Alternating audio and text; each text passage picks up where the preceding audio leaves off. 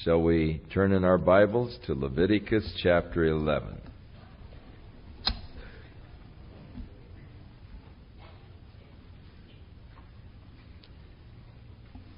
Before we begin in the 11th chapter of Leviticus, let's take a look at the first few verses of chapter 28 of Deuteronomy.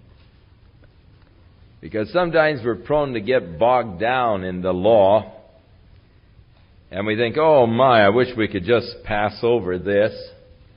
Is this really necessary? Aren't we under the grace of God and living in the age of grace? But in reality, it is important that we realize that God is laying down for us certain spiritual laws.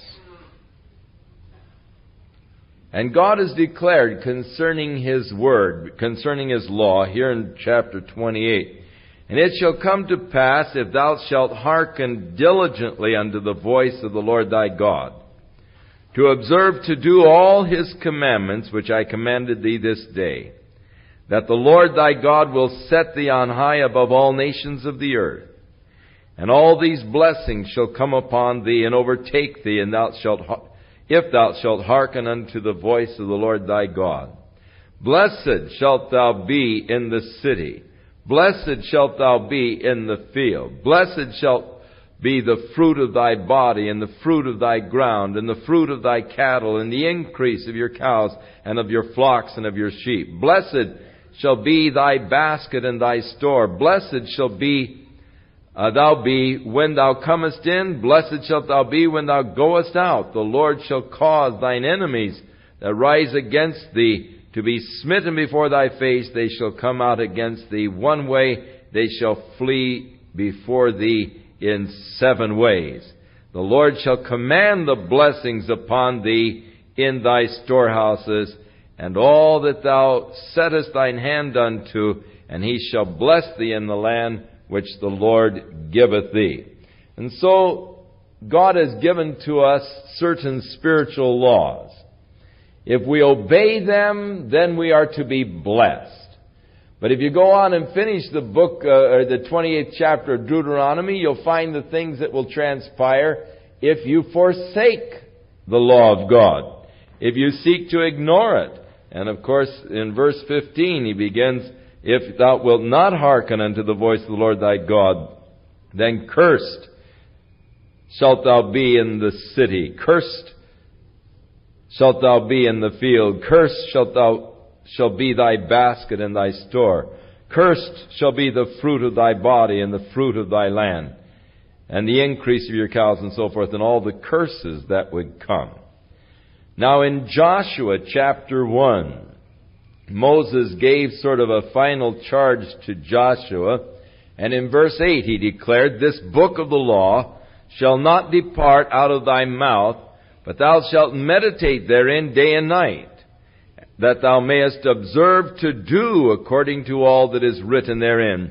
For then thou shalt make thy way prosperous, and then thou shalt have good success." So if you'll keep it, if you'll follow it, if you'll meditate in it, God will make your way prosperous, then you will have good success. In Psalm 1, David declares, "Blessed is the man who walks not in the counsel of the ungodly, nor stands in the way of sinners, nor sits in the seat of the scornful, but whose delight is in the law of the Lord, and in this law does he meditate day and night. He shall be like a tree planted by the rivers of water, bringing forth his fruit in his season. His leaf also shall not wither, and whatsoever he doeth shall prosper." Now, I know that you find it tedious sometimes going through these laws. But know this, that if you will meditate in them, and then the emphasis is doing them, God's blessing is going to be upon your life.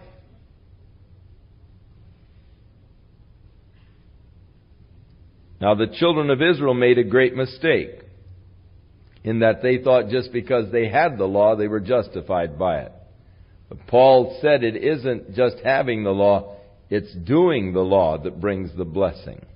So, as we go back now to Leviticus chapter 11, we find that in the 11th chapter, the Lord is dealing with the foods that they could eat and the foods that they should not eat. Now, to me, it shows that God is interested in your health. If the Lord should speak to us today, I'm sure that He'd speak to us a lot about junk foods. And He would be interested in your diet, because you can't really be eating a lot of junk food and ask God to give you a strong body. Like I've shared with you, when we used to go home from Bible school at night and buy ice cream and chocolate syrups and whipped cream and the whole thing, and then some guy would say, who's going to ask the blessing? I said, you can't ask God to bless this. It's no good for you. You know it's not good for you. Eat it and take the consequences, but don't ask God to bless it.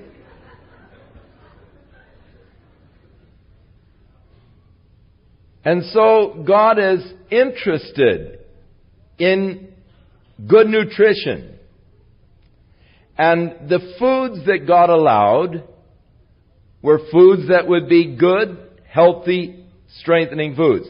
Those foods that God disallowed for food, there was a health reason behind the disallowing of each food.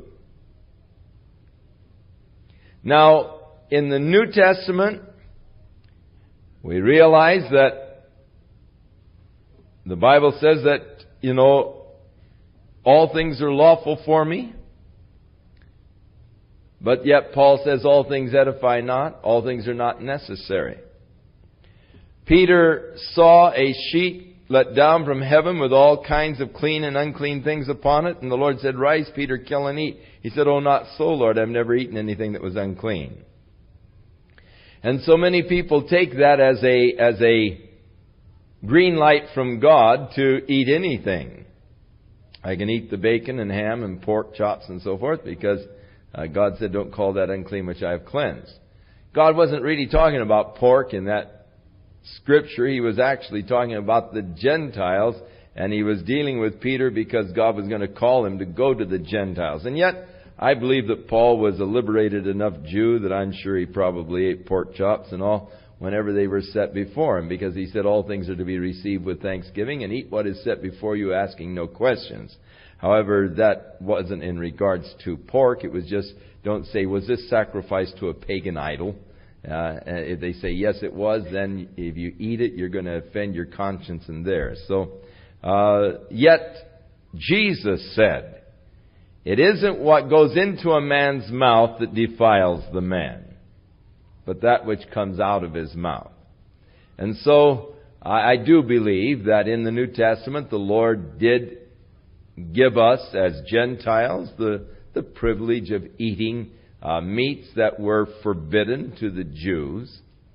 When they sought to deal with the issue of the relationship of the Gentile church to the law, Peter said, don't put on them a yoke of bondage that neither we nor our fathers were able to bear. And so they did mention just one thing: don't eat things that are strangled, actually, or refrain from the blood, and don't eat things that are sacrificed to idols. But they didn't go into the whole dietary list that God gave to them here in Leviticus. Now, as we look at the 11th chapter of Leviticus, we find the beast that God said that they could eat, and so He gave a basic rule: whatsoever parts the hoof and is cloven-footed and chews the cud among the beast, that shall ye eat. And then it gave examples of animals that could not be eaten because they didn't follow all three. They needed to have all three of these things. They needed to have the parted hoof, the cloven foot, and they needed to chew the cud. Now the camel chews the cud, but divides not the hoof, and so the camel was not to be eaten. The coney chews the cud, but divides not the hoof. It's unclean. And the hare because he cheweth the cud, but divides not the hoof, he is unclean unto you. Now, I had someone tell me at one time they had a friend who didn't believe in God or the Bible anymore because of this particular scripture, where the Bible talks about the rabbit chewing the cud, and he said the rabbit doesn't chew the cud, and therefore if the Bible was truly the Word of God, it wouldn't say that a rabbit chews the cud when a rabbit doesn't chew the cud. Well, this animal in the Hebrew actually is the arnabeth. And what kind of an animal that is, I don't know, but the King James translators thought that it was perhaps a rabbit, but just what kind of an animal it truly was, we don't know. However, interestingly enough, they have found out just lately that a rabbit does chew a cud. And there is now articles and scientific evidence to prove that a rabbit actually does chew a cud. And so this guy gave up his faith for nothing. How tragic indeed. Now the swine or the pig was forbidden. Now, we surely understand the health reasons for this. With wild rabbit, of course, there's always the danger of yellow fever. They are carriers of this disease. And if you eat wild rabbit, you have to be careful, because there is a prevalent danger from wild rabbit of yellow fever. From the pig, we know that if we eat pork, it is important that we cook it well done. You never order your pork chops raw or rare, because there is that danger of really getting trichinosis from rare pork. So you've got to cook it so all of the worms are totally killed, so that you're eating good dead worms instead of the possibility that some of them may not have been cooked until they were dead. And so it's important that you really cook it well, or else you're endangering your own health. Now, we know that now. We know that it is important, and that a lot of people have become extremely sick from not cooking the pork well enough. And so we see that God was just protecting him rather than telling him how to cook it or make sure you cook it well. He just put it on one of the forbidden list. And then God then spoke about those things that are in the water, and he gave certain basic overall rules, and then gave some things that they should not do. But the basically overall, verse 9, these shall ye eat of that which are in the waters. Whatsoever hath fins and scales in the waters, and in the seas and in the rivers, them shall ye eat. But if they have not fins or scales in the seas and in the rivers and all that move in the waters of any living thing, they will be an abomination to you. And so that would mean that there would be certain types of fish that should not be eaten. Of course, crab would be forbidden. Clams would be forbidden. We do know that the shellfish during certain months of the year are deadly poisonous. And so God again is just protecting the people with these laws in regards to the things that are in the water. Now, as we learn more about these things, we can eat them. I mean, you can have clam chowder, and you can get your clams just so you know which months to gather them in and which months to not gather them. So whatsoever, verse 12, hath no fins nor scales in the waters shall be an abomination to you. And then of the birds, certain ones were not to be eaten. You weren't to eat the eagle, the ossifrage, the vulture, the kite, the raven, the owl, the nighthawk, or the hawks, various types, the little owl, the cormorant, the great owl, the swan, the pelican, the gier eagle, the stork, the heron, the lapwing, the bat. I've never had any problem with any of these things. I've never been tempted to eat them. And so this part of the law doesn't really cause me any concern whatsoever.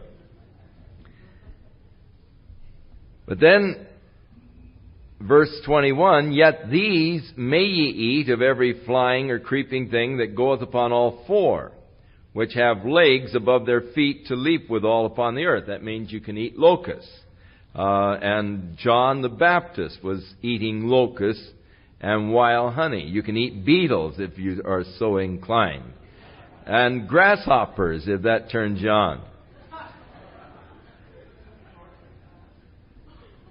But the other flying, creeping things, which have 4 feet, shall be an abomination unto you, and for these ye shall be unclean, whosoever touch the carcass of those, and so forth. So God lays out and gives the rules then of the uncleanness, touching dead carcasses, and unclean until evening, and so forth, and the way you're to wash, and so forth. And really, a lot of it is just the care in the washing and in the taking care of yourself after touching dead carcasses. And it's just good hygiene that God is teaching. Now this is the law of the beast and of the fowl and of every living creature that moves in the waters.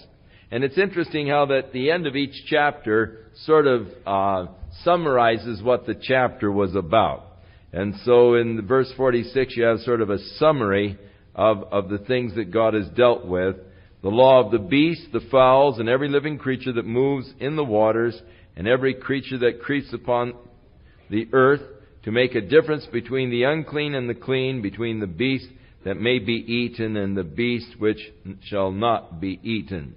I've noticed here that also mouse and lizards and snails and moles are on the forbidden list. So you gourmets who love your snails, just know that you'd probably be healthier without them. In chapter 12, the Lord now deals with a woman who has borne a child.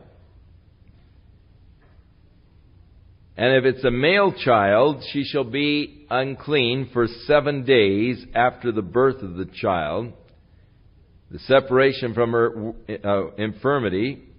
And in the 8th day they shall circumcise the child, and she shall then continue in the blood of her purifying for 33 days. And during that period of time is not to touch any hallowed thing, nor come into the sanctuary until the days of her purifying are fulfilled. But if she bears a girl child, then she shall be unclean for 2 weeks, and be separated then in the days of her purifying for 66 days.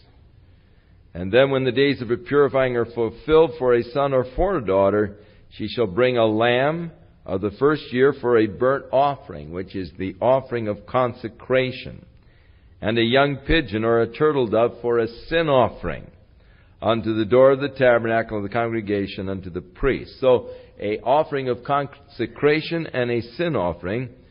The priest shall offer it before the Lord and make atonement for her. She shall be cleansed from the issue of blood. This is the law for her that has borne a male child or a female. And if she be not able to bring a lamb, then shall she bring 2 turtles. That would be turtle doves, or 2 young pigeons. And the one for a burnt offering, the other for a sin offering. And the priest shall make an atonement for her, and she shall be clean. Now it is interesting when Mary and Joseph, after the birth of Jesus, came for this purification rite kind of a thing, that Mary brought 2 turtle doves, which would indicate that they were of poor circumstances.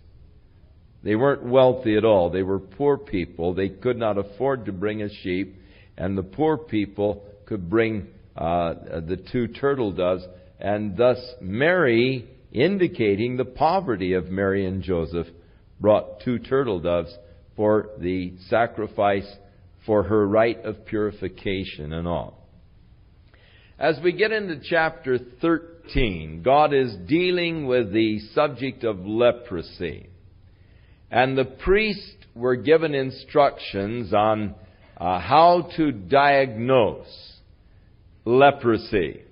A breaking out on a person's body, the examination of it, the color of hairs that are in the blotch and so forth, so that the priest can truly identify the leper. Now it was twofold. Number one, if it was indeed leprosy, and many times they would set them apart for 7 days, re-examine them to see if there be any change of condition. But God wanted them to be very careful to, number one, if it was leprosy, to isolate them from the people, to keep this disease from spreading. And so it was a quarantine kind of a thing. But secondly, the careful examinations so that no one would be isolated who was not truly a leper. So God wanted them to be careful in both directions. Make sure it's leprosy so that in case it is leprosy, the person can be isolated from the community so that the disease would not spread. But secondly, make sure if it isn't, that the person then doesn't have this isolation from the community itself. And so the 13th chapter deals with leprosy, the identifying of this loathsome disease by the priest, and the separation of the person who is diagnosed actually as to having leprosy. And the command that the person is to cry unclean, unclean, in verse 45, if it is discovered that he indeed has leprosy.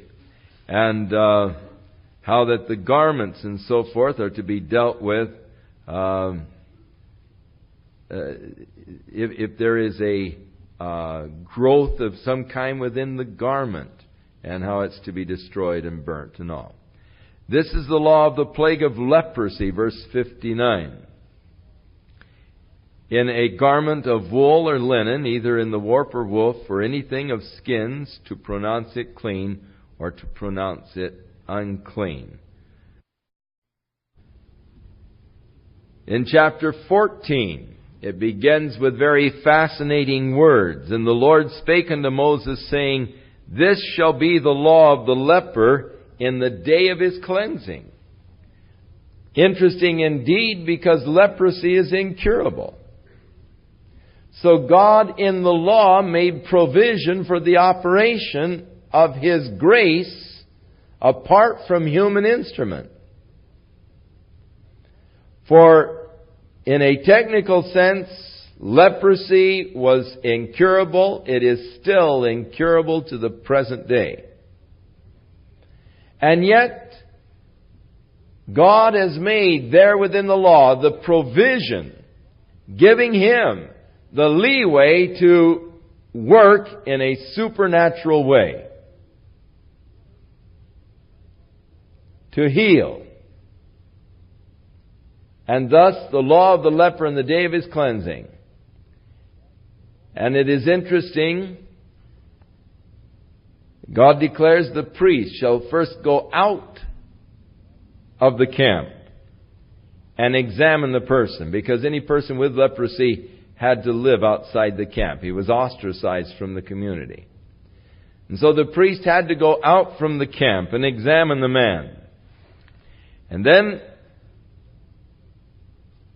if he beholds a plague of leprosy is healed in the leper, then he shall command him to take, the man that is cleansed, to take 2 birds, alive and clean, and cedar wood, and scarlet, and hyssop. And the priest shall command that one of the birds shall be killed in an earthen vessel over running water.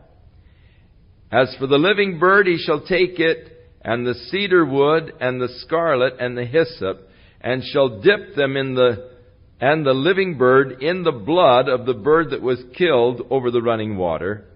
And he shall sprinkle upon him that is cleansed from the leprosy 7 times, and he shall pronounce him clean, and he shall let the living bird loose into the open field. And then he that is cleansed shall wash his clothes, shave all of his hair, wash himself with water, that he may be clean, and after that he shall come into the camp, and he shall tarry abroad out of his tent for 7 days. But it shall be on the 7th day he shall shave all his hair off of his head, his beard, his eyebrows, even all the hair he shall shave off, and shall wash his clothes, and he shall wash his flesh with water, and be clean. The 8th day he is to take 2 lambs without blemish, the 1 ewe lamb of the first year without blemish, and 3/10 of a deal of fine flour for the meal offering, mingled with oil. He is to offer a trespass offering, a sin offering, and then a burnt offering or a offering of consecration. And he shall take the blood of the trespass offering and put it upon the right ear, and upon the thumb of the right hand, and upon the great toe of the right foot of the leper who has been cleansed.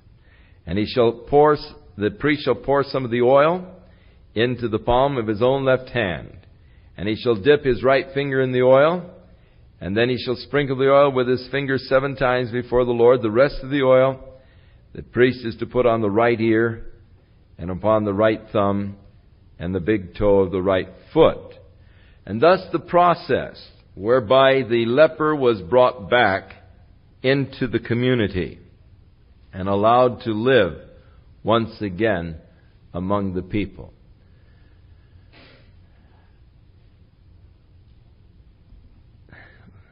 Leprosy has often been used as typical of sin. Typical of sin because of the mystery of its origin and of its transmission. We don't know how leprosy is transmitted from one person to another. We don't know how a person gets leprosy. Even as we don't know how sin is actually transmitted from one to another. And yet there seems to be death is passed unto all men for all sin. And there is that transmission, but we don't know how. Leprosy, by all human standards, is incurable. Now through medicine, they can arrest leprosy in its development, but they can't cure it. It can only be arrested. It's incurable as far as human standards go. So sin, incurable as far as man is concerned.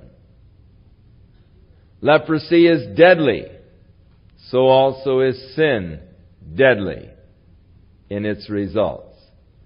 Leprosy is insidious in its development within the body, destroying first of all the nerves, progressing until it hits a vital area, even as sin seems to be progressive and insidious in that it destroys man's will to resist. And so we see then in the cleansing of the leper, the 2 birds, the one that is killed, the blood caught in this clay vessel, the second bird dipped in that watery blood mixture. I'm certain that if you sought to really look, you would find great symbolisms and a reason for the cedar wood, a reason for the scarlet, a reason for the hyssop, and a reason for the bloody water. For I am sure that in them there is something that does point to Jesus Christ and His sacrifice for us. It is interesting that there is sort of a scarlet thread woven through the Old Testament pointing to Jesus Christ. Here the leper was to bring scarlet. We remember that Rahab the harlot was to allow a scarlet cord out the window, so that all that would be in the house where the scarlet cord was hanging from the window would be saved when the children of Israel captured Jericho.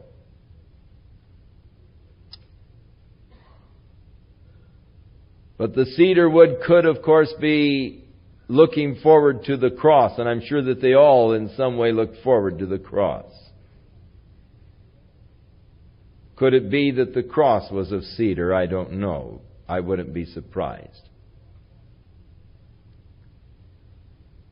The bloodied water surely speaks to us of when Jesus had His side pierced by the Roman soldier and there came forth blood and water.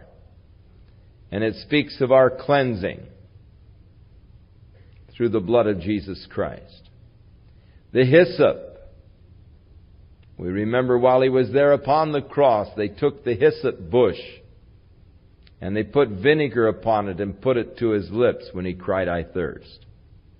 So I'm certain that in all of this there is beautiful symbolism. And as you read it and just open your heart to the Spirit, I'm sure that God can speak to you and give application to these things to your heart. I am not much of one to get into spiritualizing of Scriptures, though I believe that there are spiritual analogies all the way through.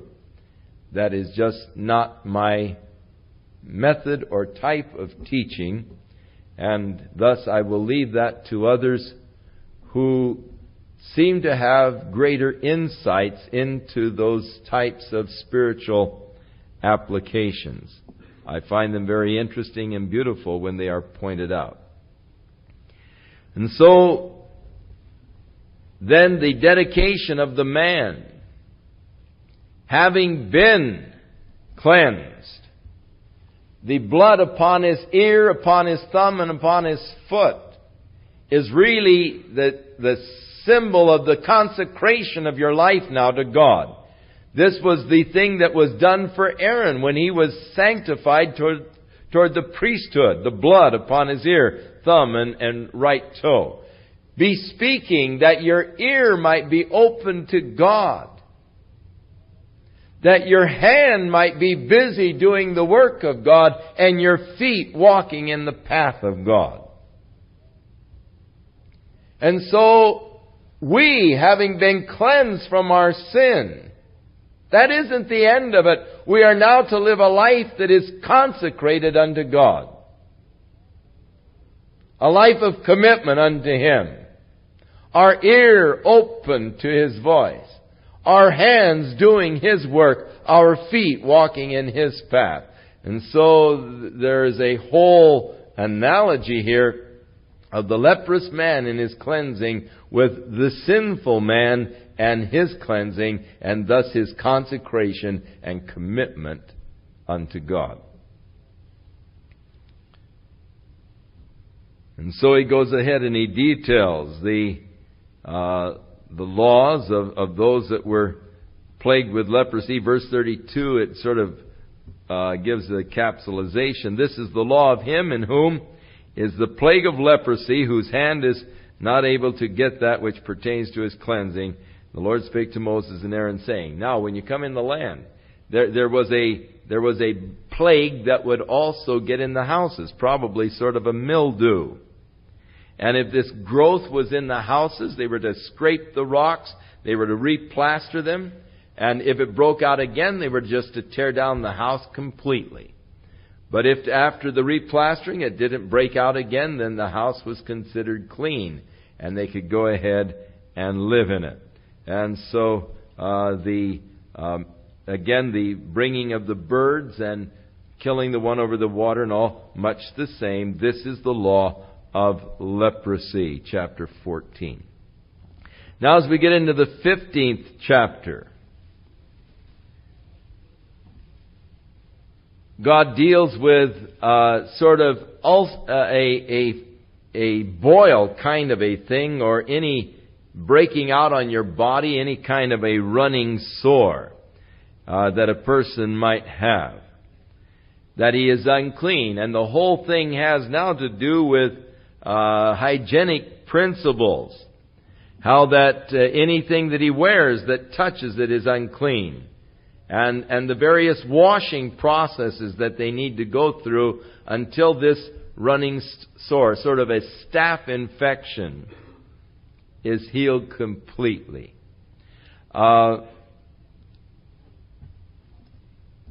It is interesting that these laws of cleanliness, these laws of washing and all, were so important for good hygiene. Up until just the last 100 years or so,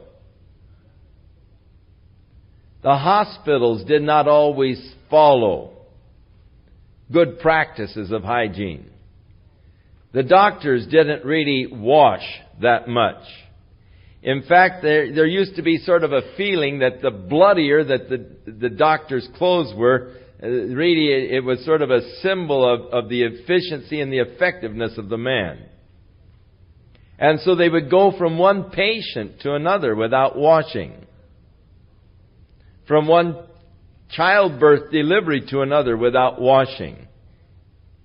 And from one operation to another without washing. Coming in all bloodied and everything and just moving from one to another and not really following a good routine of washing. Now, one of the first doctors to recommend that they really start a thorough washing procedure was almost lost his license because he dared to suggest such a thing. And he was really looked down on in the medical field for quite some time until he was able to prove statistically that the death rate among his patients, especially those mothers bearing children, was much less than all of the rest by a dramatic amount because of the careful practices of washing. So now this is up until just about 100 years ago.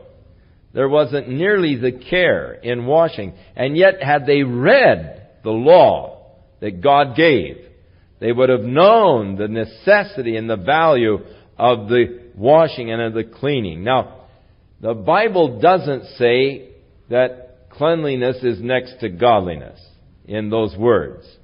Those words are found in the Quran, but not in the Bible. But yet, surely it is implied that cleanliness is important. Physical cleanliness is important. That is certainly something that is taught in the law, though it is not necessarily related to godliness, because they're whole different areas, but yet just to your own physical well-being, cleanliness is very important. To stop the spread of disease and for just good health, cleanliness is important indeed. And so as you get into the 15th chapter and you're dealing with these issues and so forth that are coming forth, sort of a staph infection, he goes through the various cleansing processes and the way that they are to be cleansed, the number of days and so forth. And then also just dealing basically with cleanliness, and then coming to the woman and dealing with her in her menstrual period. And the fact that during this period she was ceremonially unclean, that anyone that touched the bed where she slept was also unclean, would have to wash and so forth. And then after the menstrual period would have to wait for 7 days in separation, and then she would bring on the 8th day 2 young pigeons or turtle doves to the priest for sacrifices of a sin offering and a burnt offering, and then it was she was then clean and could then resume physical relations with her husband once more. It is interesting. This no doubt is the reason why there was such great fertility among these people, because that is they were able to, or when they were able to come again with physical relationships was about the time of ovulation, and so it made for a rapid increase in population.